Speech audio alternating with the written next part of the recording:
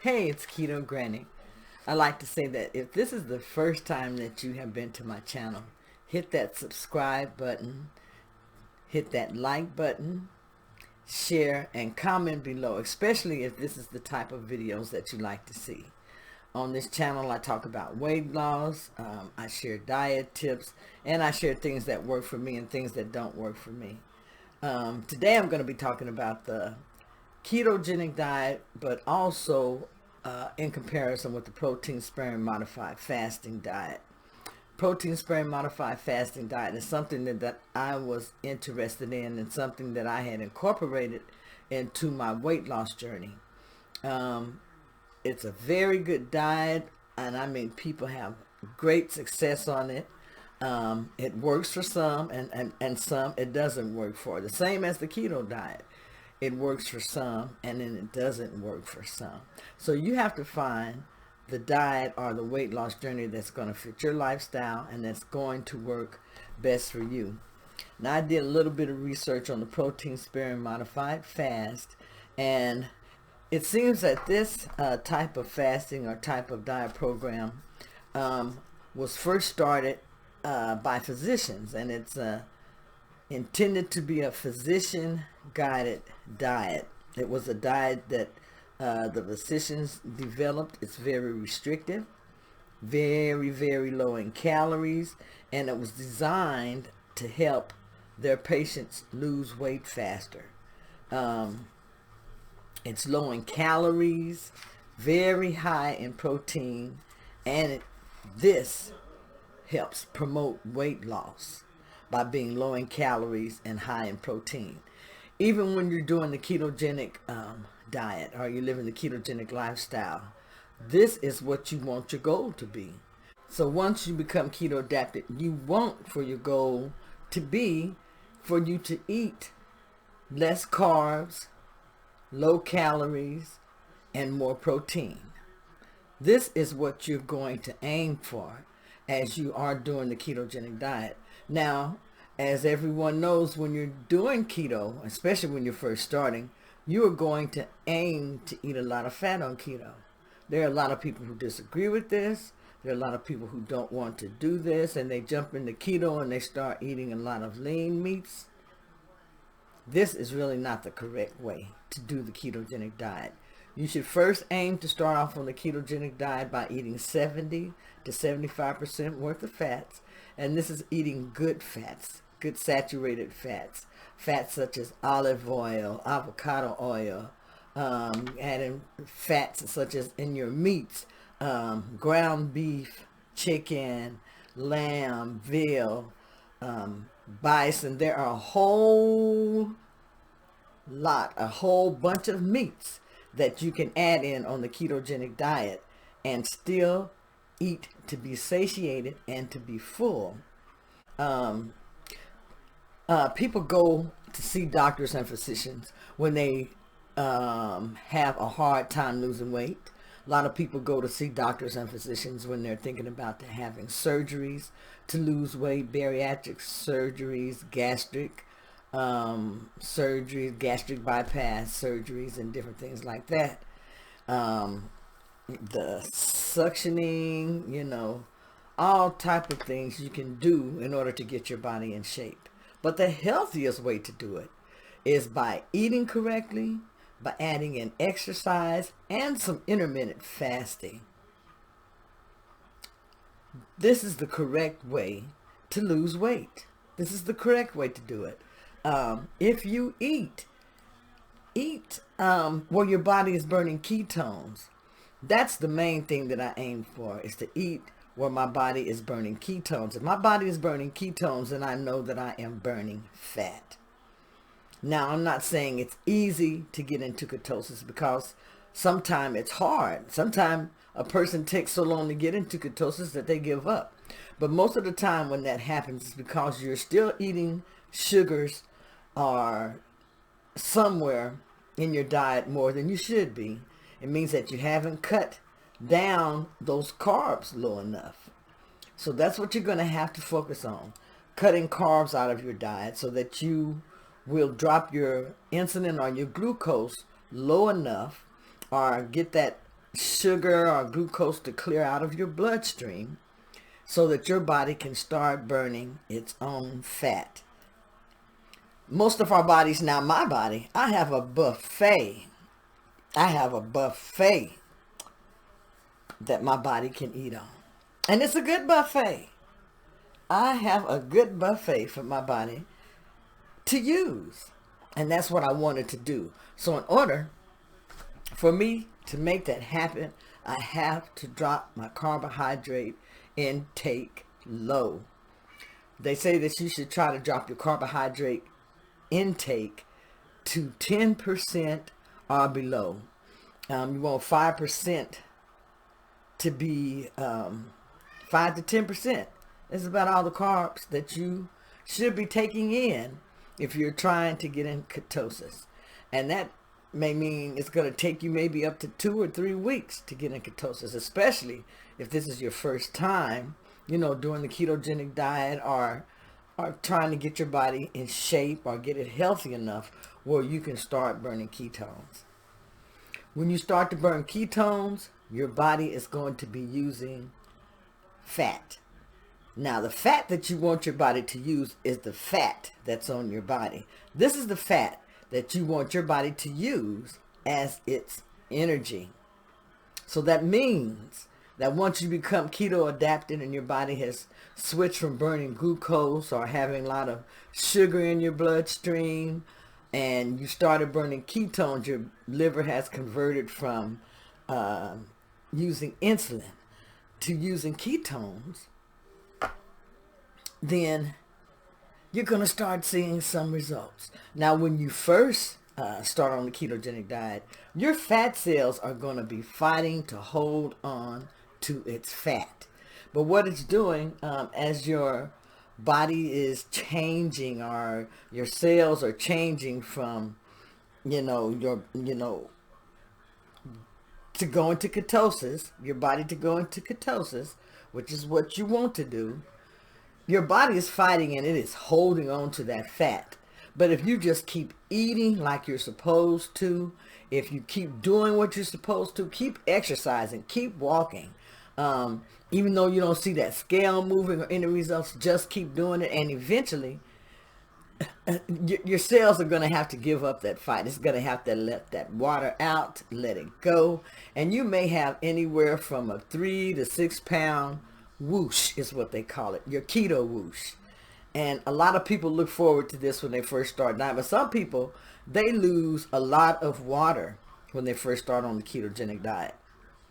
But you have to remember, you have to replenish your electrolytes on the ketogenic diet, because as this water is leaving your body, as you're urinating this water, as you are sweating out this water and from your body, you have to replace it, because as you're sweating, you are sweating out your electrolytes. You're losing electrolytes. And if you lose too many of your electrolytes, you're not going to feel good on the ketogenic diet. You could possibly have stomach cramps. You could break out in a rash. You could become nauseated. Some people say they even feel a little feverish. Your body start having cramps, leg cramps, different things like that, because you are losing nutrients, because you're losing electrolytes. You have to replenish your electrolytes. You have to replenish your sodium.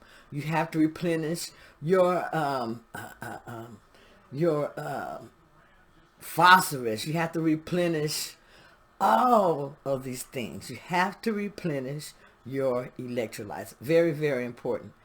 Also, you want to make sure that you are replenishing your macronutrients. You want to make sure you're getting plenty of macronutrients also as you are doing the ketogenic diet. Some people take supplements when they're doing keto. They just automatically take supplements. What I say is, before you start adding any supplements or anything into your diet, if you're doing keto, make sure you talk with your doctor first. Make sure you talk with your doctor first. If you can and you want to, what I did was I made an appointment and I talked to my nutritionist, because I had a lot of questions on the ketogenic diet. Even though I had lost 100 over 100 pounds by the time I did go and talk to my nutritionist. Everything had slowed down so much that I felt like I wasn't losing anything. But I actually lost an additional 27 pounds. But it took like a year or a little over a year to lose that 20 pounds. That first 100 pounds came off really very easily as far as I was concerned.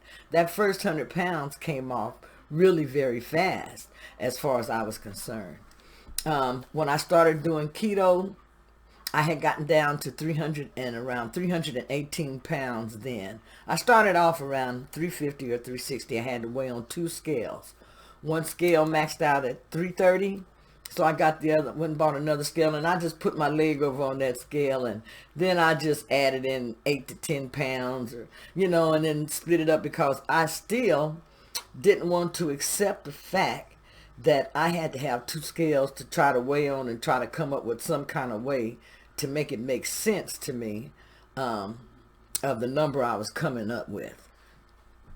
I was embarrassed. I really couldn't find a scale that I could weigh on in order to know how much I weighed. And then one day I went into the Planet Fitness, and they had one of those old type of scales that you could stand on, and you move the weight back and forth.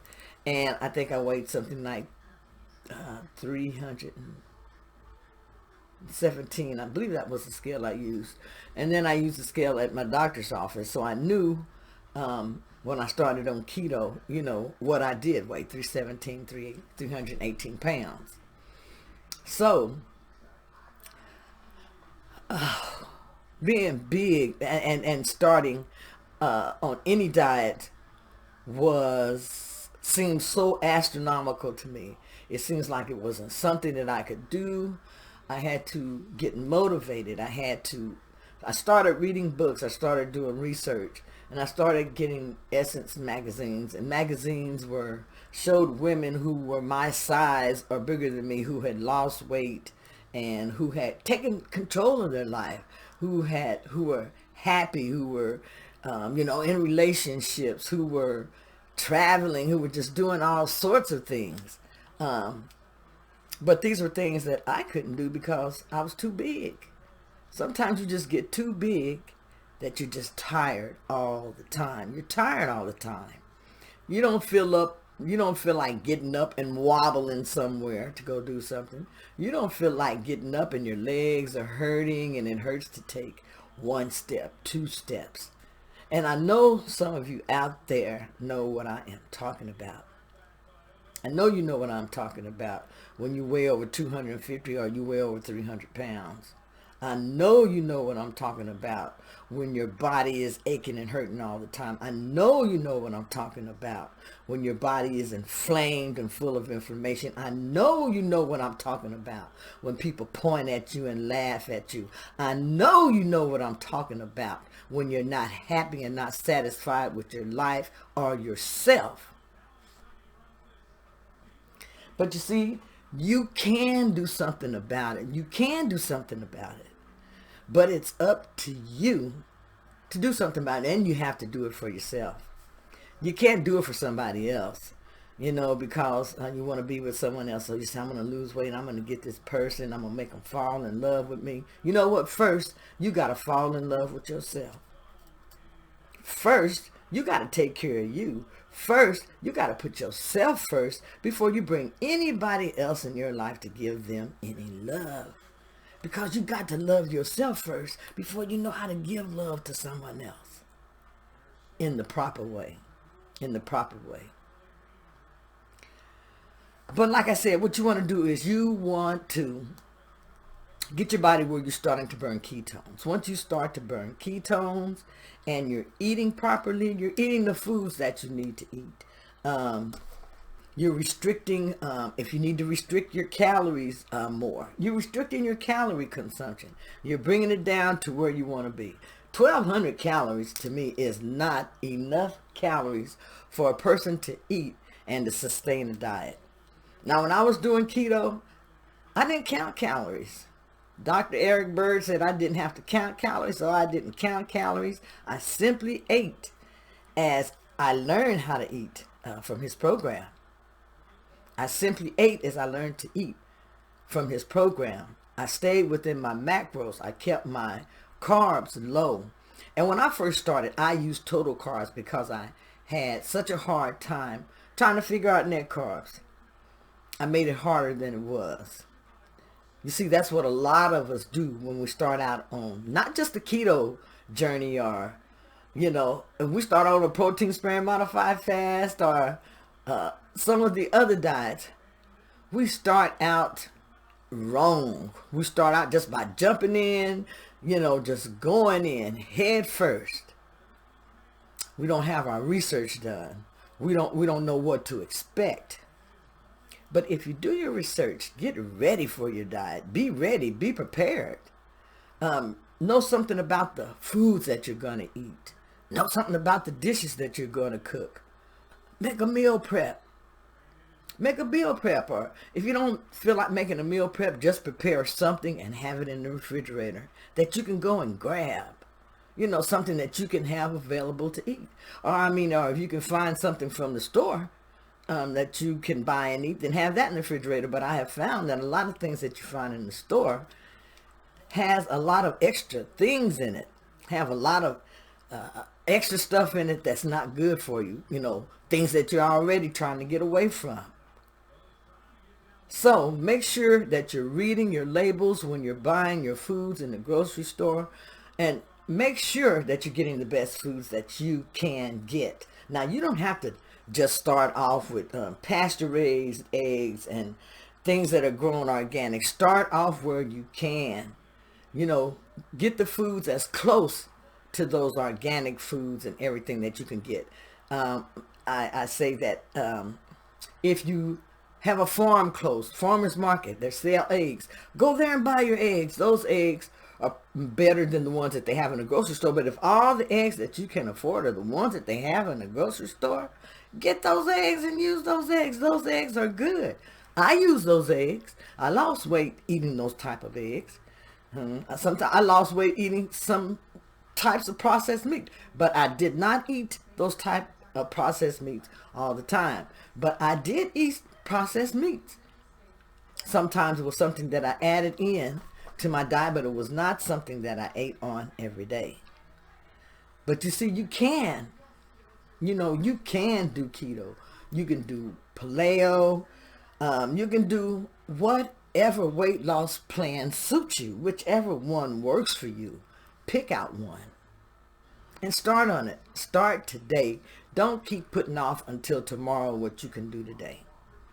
Because one day you're going to put it off, and you're going to put it off too far. You're going to have to, you may not have a chance to put it off. You may have a stroke. You may end up with a heart attack. You may end up with diabetes. You may end up with a lot of things, cancer, different things like that. Learn about the foods that you're eating. Learn the foods that can help you. Learn the foods that can possibly help prevent diseases and different things in your body. Learn about foods that can make you healthier. And it's easy to do. You can Google your foods on Google. Google them. Google your foods. Get different books and read about the foods that you eat. I have books that power foods, disease-free foods that cure you of different diseases. I have so many books that I just love to read. I just love to read. So, I've gotten so far off of what I was talking about, but I'm going to get back on. I was talking about the protein sparing modified fast and keto.